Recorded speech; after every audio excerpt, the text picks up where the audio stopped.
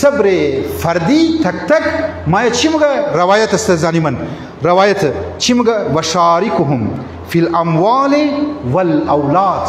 شیطان ما در صبر فردی کدی اموال شما مشارکت مونه شریک میشه چطور مگه کوشش مونه که شما مال حرام بخورید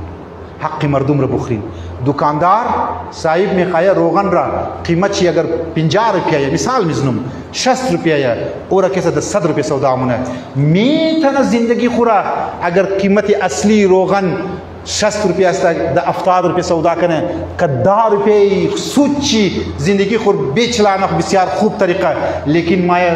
حرص و او را میخواه کسی در 200 سودا مونه مال حرام را کسی مایره در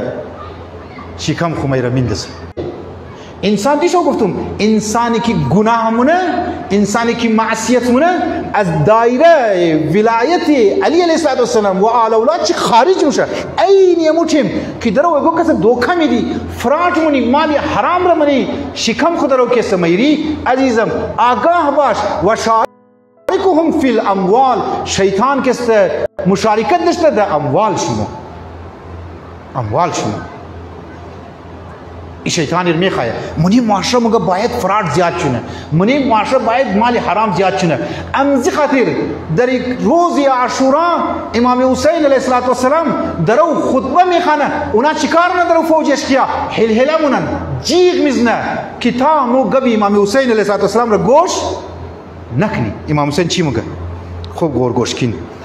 امام حسین مگه زانی من ملئت بطونکم من الحرام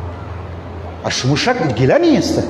اشمو گیله نیه که امروز فرزند رسول خدا نواسه رسول خدا شما را پیغام حق میده شما هلهله مونین شما جیغ میزنین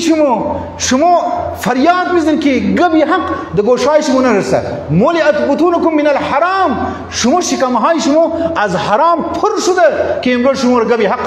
درو برای شما اثر نداره زنی من این مگه چرا؟ چون که شیطان و شارکهم فی الاموال از نابوده حرام سودخوری رشوت